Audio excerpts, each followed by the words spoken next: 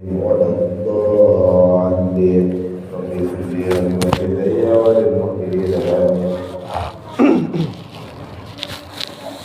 بسم الله الرحمن الرحيم. الحمد لله رب العالمين وبه نستعين على أمور الدنيا والدين، والصلاة والسلام على أشرف الأنبياء والمرسلين سيدنا ومولانا محمد وعلى آله وأصحابه وذريته وأهل بيته أجمعين.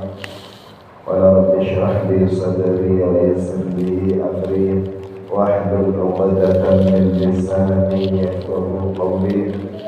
سبحانك لا علم لنا إلا ما علمتنا إنك أنت العليم الحكيم.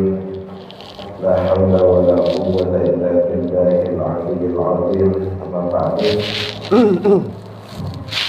حضرة المحترمين، para alim, para kiai, para ustaz saya seluruh masyarakat Kampung Menjaya, saya para ibu jamaah musalla Ustaz Ulum Menjaya, rahimana wa rahimakumullah. Mantan mungkin saya bangsa dengan rahmat saya Allah Subhanahu wa taala.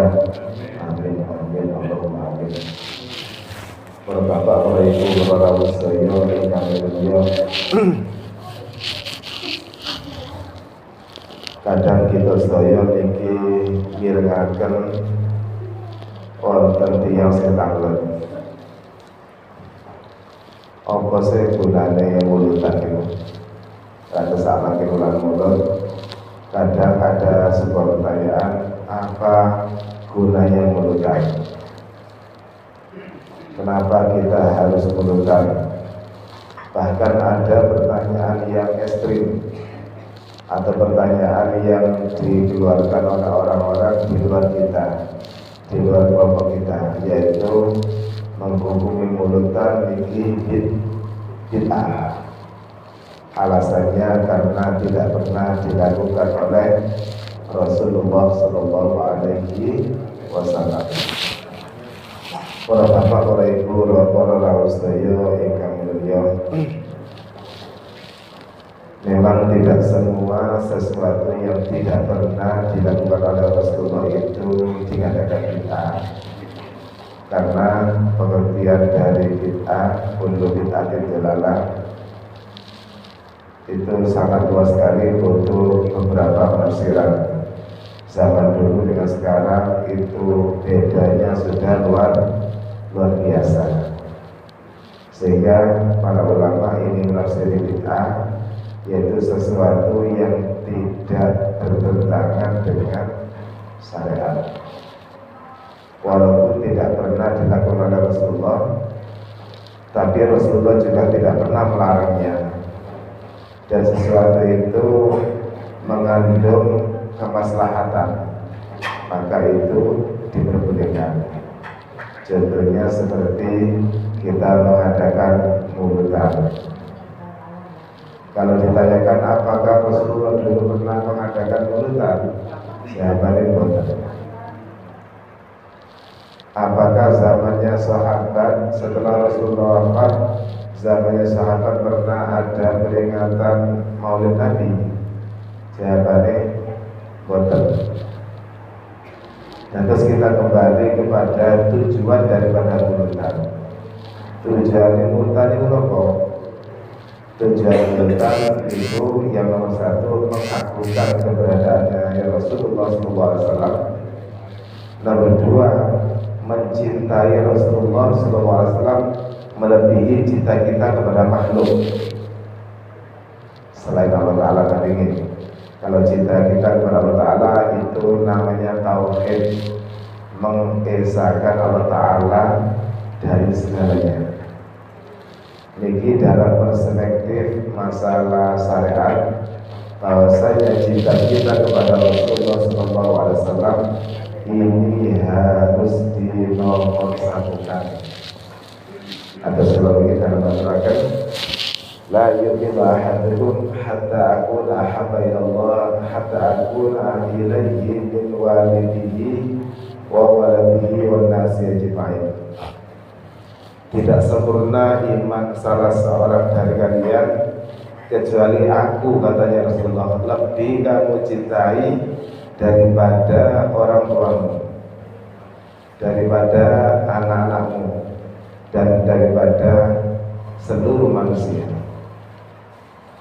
Jadi kalau diurut cinta kita yang nomor satu jelas kepada Allah Ta'ala, karena Allah Ta'ala ini yang menciptakan kita. Lalu cinta kita selanjutnya yaitu cinta kepada baginda Rasulullah SAW.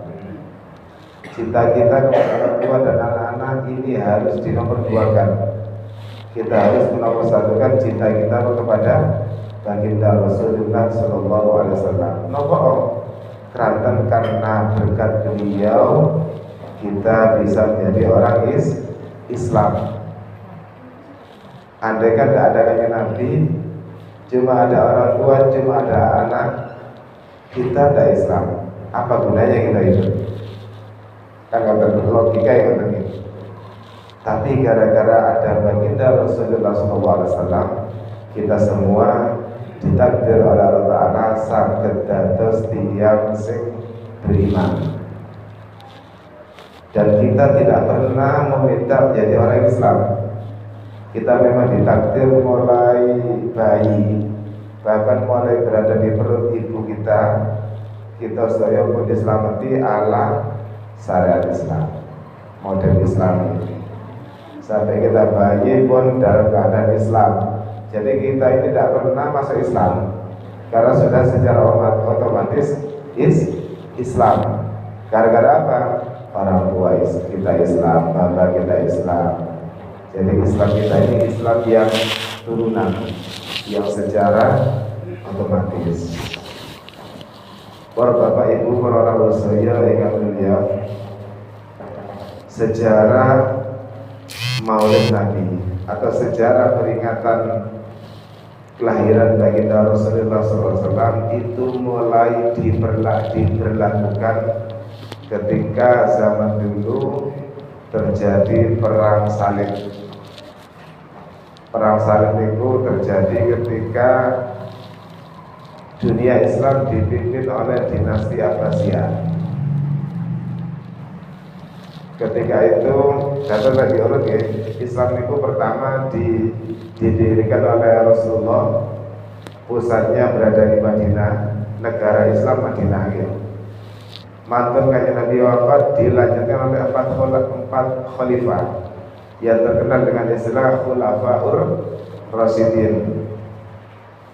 Setelah itu dilanjutkan oleh Bani Umayyah. Ini berkuasa kurang lebih hampir 1 abad. Lalu dilanjutkan oleh Bani Abbasiyah.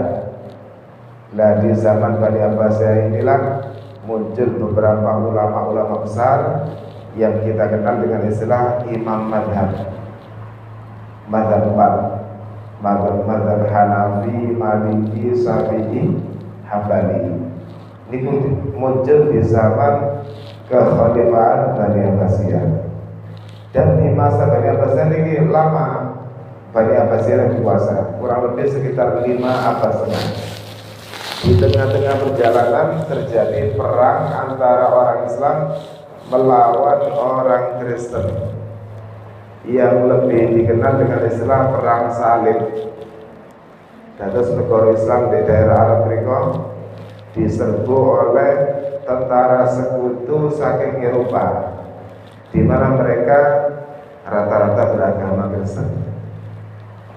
Dan mereka untuk mengenalinya, mereka menggunakan kalung yang bertuliskan atau bersimbol salib, sehingga orang menamainya perang salib. Ketika perang salib, orang Islam itu kalah. Setelah kalah, lalu dianalisa oleh para pembesar Islam, kenapa orang Kristen ini kok bisa menang perang melawan orang Islam. Ternyata ditemukan penyebabnya bahwasanya orang Kristen ini punya perayaan untuk mengenang orang yang berjasa di agama Kristen, yaitu kita kenal dengan istilah Natal istilahnya. Akhirnya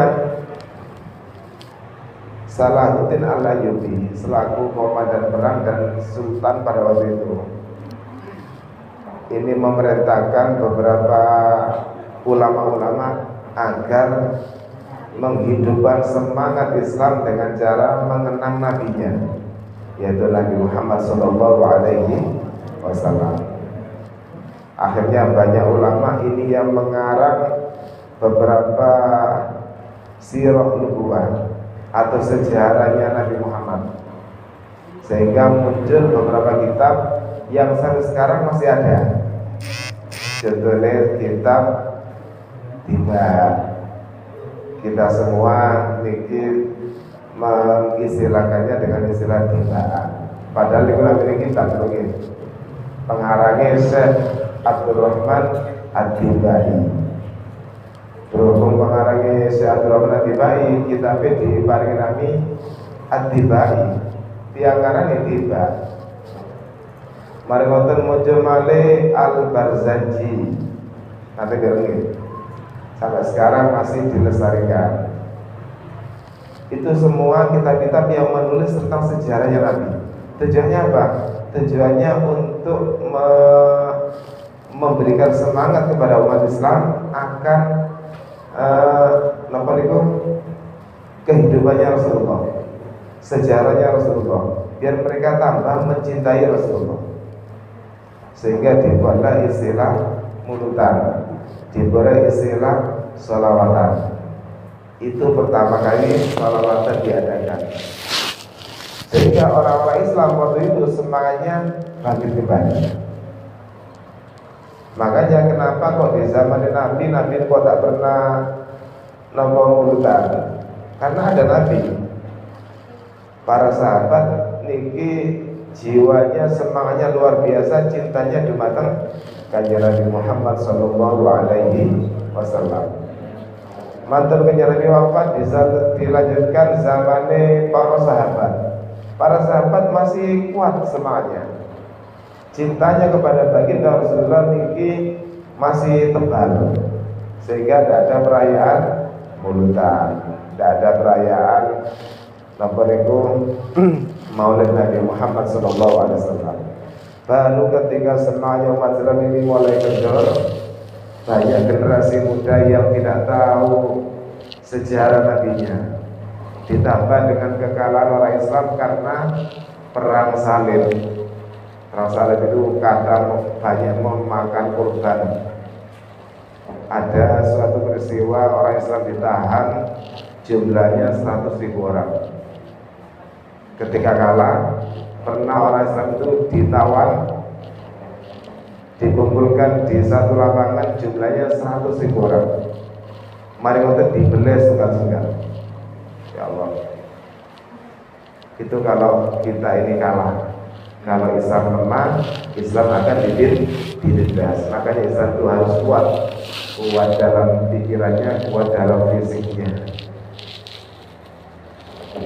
Setelah itu, ketika semangat orang Islam itu kendor, butuh yang namanya penyemangat. Penyemangat ini mereka mengadakan istilah peringatan kelahirannya baginda Rasulullah Sallallahu Alaihi Wasallam untuk menyaingi Natalan mereka. Sehingga ini luar biasa. Ketika kelahirannya Nabi dirayakan di mana-mana, semangat orang Islam ini tambah tumbuh, tambah kuat, karena mereka tambah mantap dengan ceritanya para nabinya. Dan akhirnya ketika perang salib, orang Islam berhasil memenangkan perang salib. Niku di zamannya Khalifah Salahuddin Yusuf Al-Ayyubi, penguasa Bani Ayyubiyah. Sekarang namanya diabadikan. Ini pahlawan Islam sepanjang masa. Terus tiap tahun, tiap generasi itu ada pahlawan Islam yang muncul. Dan ini sejarah kenapa kok ada perayaan kelahiran baginda Rasulullah Sallallahu Alaihi Wasallam. Dan itu sangat penting, terutama di era sekarang, di era modern. Banyak sekali generasi muda yang tidak tahu nabinya. Mereka lebih mengidolakan bintang sinetron, bintang film, bintang YouTube, ya. Dan mereka tidak mengidolakan nabinya. Padahal nabi kita ini diidolakan oleh orang non-muslim. Ada seorang penulis terkemuka dulu, orangnya bukan orang Islam. Dia menulis buku judulnya 100 orang berpengaruh seluruh dunia sepanjang masa. Penulisnya orang Kristen, Sufi namanya. Soalnya jenenge wong barat itu ewu aja, jadi ewu pada ngapalaken. Dia menulis buku judulnya 100 orang berpengaruh seluruh dunia sepanjang masa. Siapa nomor satu? Nomor satu ternyata dia menulis Muhammad alias Nabi Muhammad. Orang Kristen mawon ngapun. Kalau Nabi Muhammad itu orang berpengaruh. Kenapa yang orang Islam sendiri buatan pati ngereken? Kan bukan pertanyaan ini. Oleh karena itu peringatan Maulid Nabi ini diharapkan bisa menambah semangat kita, kecintaan kita kepada baginda Rasulullah SAW. Karena yang kita baca dalam Tiba, dalam Bansaji, terus yang terbaru yaitu karangan dari Al-Habib Ali bin Muhammad bin Husain Al-Habsi, wong ngarani Habsian, nami kitabnya Situt Duror, tiang Solo ya, sing biasa dikholi istilahnya khol Solo. Niku sing aran kitab Situt Duror, kitab yang menjelaskan tentang sejarahnya Nabi Muhammad SAW. Saking mawon kitabnya bahasa Arab ya. Terus kita saya ini napa niku salawatan pirengaken kadang boten paham. Anda kan diterjemah tambah saya ini. Karena itu isi cerita-cerita tentang Nabi Muhammad. Mulai Nabi Muhammad itu diciptakan masih berupa cahaya, di mana Allah Ta'ala tidak menciptakan makhluk kecuali makhluk pertama kali yang diciptakan adalah Nur Muhammad, cahayanya Nabi Muhammad. Malaikat dereng wonten, iblis dereng wonten, bumi langit surga neraka dereng wonten saya. Cuma ada Nur Muhammad, cahayanya Nabi Muhammad, jasanya Nabi Muhammad dereng wonten. Sampai Allah Ta'ala ni dawuh laulaka ya Muhammad lama khalaqtul aflak. Andaikan bukan gara kamu Muhammad, sampai bekali berdoa Allah Ta'ala, andaikan bukan karena kamu Muhammad, tidak aku ciptakan cakrawala, seluruh dunia, seluruh alam semesta. Alam semesta itu saat bumi dong ya, langit ya. Terus Allah Ta'ala menciptakan segala sesuatu ini gara-gara ada Nabi Muhammad.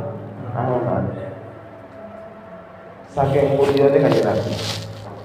Makanya cintanya kita kepada kanjeng Nabi ini kuda nomor tunggal. Karena kita tidak ada kanjeng Nabi, tidak ada apa-apanya. Dan penciptaan dari seluruh makhluk, baik itu langit, bumi, surga, neraka, malaikat termasuk, itu diambilkan dari Nur Muhammad. Diambilkan dari Nur Muhammad. Terus ada repetannya. Terus di mendukung apa nih apa? Nur Muhammad itu saking apa? Allah Ta'ala menciptakan, yaitu min nurihi. De apa Situt Duror. Terus penciptaannya Nur Muhammad diambilkan dari min nurihi, dari nurnya Allah Ta'ala. Terus sampai Nur Muhammad itu mandap dumateng Nabi Adam. Ketika Nabi Adam diciptakan, Nur Muhammad ditemukan tentang Nabi Adam. Ketika Nabi Adam dimandapaken tentang bumi, pancet Nur Muhammad itu derek. Makanya Nabi Adam ini masih punya masalah lagi di surga sampai diturunkan. Tasik selamat, tasik disepurkan oleh Allah Ta'ala. Kenapa? Karena di dalam dirinya terdapat Nur Muhammad, cahaya Muhammad. akhirnya turun ke bumi, nikah dengan Ibu Hawa, mulai dari surga kan nikah namanya. Terus mandap teng putra-putrane Nabi Adam, sampai mandap teng Nabi Nuh. Nabi Nuh membawa Nur Muhammad, maka yang terbawa oleh Nur Muhammad itu walaupun terancam bahaya akan selamat. Contohnya Nabi Nuh selamat dari banjir topan. Terus ingin zamane Nabi Nuh dunia ini nanti tenggelam seluruh dunia, banjir seluruh dunia. Terus rata-rata tiang wekdal niku kejasaya. Kewan-kewan selain kewan air pecah, kecuali yang berada di dalam kapalnya Nabi Nuh, termasuk Kan'an putra Nabi Nuh pecah. Makanya Nabi Nuh itu dikatakan manusia kedua setelah Nabi Adam. Kehidupan kedua di dalam bumi itu adalah Nabi Nuh. Mari ngoten Nur Muhammad mandap terus sampai mandap teng Nabi Ibrahim, di mana pada waktu Nabi Ibrahim ini pernah terjadi peristiwa besar, yaitu Nabi Ibrahim niki dibakar. Nabi Ibrahim karena tidak mau keluar dari Islam oleh Raja Namrud, akhirnya dia dilempar. Nabi Ibrahim dilempar ke bara api yang sangat besar, dibakar. Tapi Nabi Ibrahim niki dititipin Nur Muhammad, sehingga Nabi Ibrahim niki selamat. Allah Ta'ala dawuh teng api, ya naru kuni bardan wa salaman ala Ibrahim. Geni kuni bardan ademo sira wa salaman salamun sira ala Ibrahim ing atase Nabi Ibrahim. Geni sing panas sing kados ngoten akhire dados adem. Sehingga ketika selesai pembakaran, api sudah padam.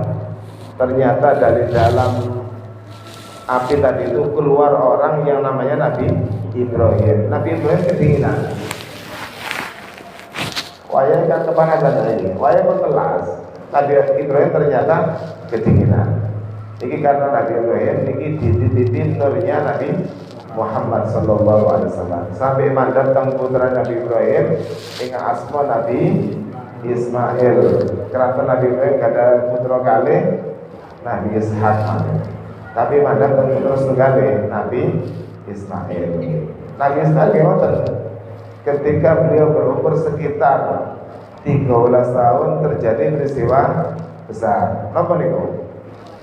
Perintah Allah Ta'ala datang Nabi Ibrahim untuk menyembelih anaknya yang bernama Ismail. Dia bernama akan dibelih. Wong teng lebete Nabi Ismail kecil dan datang Nabi niku rata-rata diangkat umure sekandoso. Rata-rata sedaya Nabi rata-rata diangkat umurnya 40 tahun. Niku umur sing sampun mateng tenan. Islam yang matang, kecuali Nabi Isa. Nabi Isa itu diangkat jadi Nabi dan Rasul umurnya masih muda, 30 tahun. Diangkat ke langit umur 33 tahun. Nabi Ismail kecil umur 13 tahun dibeleh boten makan. Napa? Dia lebete napa fisiknya badane Nabi Ismail kecil wonten Nur Muhammad aman. Terus sampai terakhir mandap teng bahasa Mbak Abdullah, Mbak Abdul Muthalib, terakhir teng abae sing namine Sayyid Abdullah.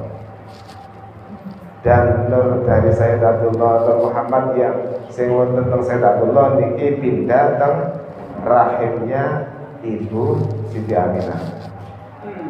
Lalu ketika itu lahirlah Nabi Muhammad sallallahu alaihi wasallam. Terus Nur Muhammad niki kepanggih jasate, kepanggih badan. Ketika niku Kanjeng Nabi lahir dinten Senin pertanggal 12 bulan Rabiul Awal. Niku jamnya sekitar menjelang subuh. Ada yang mengatakan pas subuh, wonten pendapat sing bejo dene subuh. Tapi me subuh. Wonten sing tepak subuh. Niku Kanjeng Nabi lahir. Lan Kanjeng Nabi lahir iki beda kali tiang bayi pada umumnya. Kanjeng Nabi lahir niki dalam keadaan disaksikan oleh wanita-wanita mulia di masa lalu. Wanita mulia di masa lalu niku contone kados Ibu Hawa. Sinten Ibu Hawa niku? Istrine Nabi Adam, ibu kita bersama. Karena apa itu wanita pertama. Mari wonten malih Ibu Asia. Semerap sinten Ibu Asia niku? Rakyat Fir'aun samakin diabadikan dados nabi ini benua Asia. Dados Fir'aun niki asline tiang Islam, muslimah, seorang muslimahnya. Tapi wonten riwayat ya. Wonten riwayat sing bejo Fir'aun kawin kali Ibu Asia napa kok boten gadah ibu. Gadah ibu tapi ibu angkat sinten? Nabi Musa.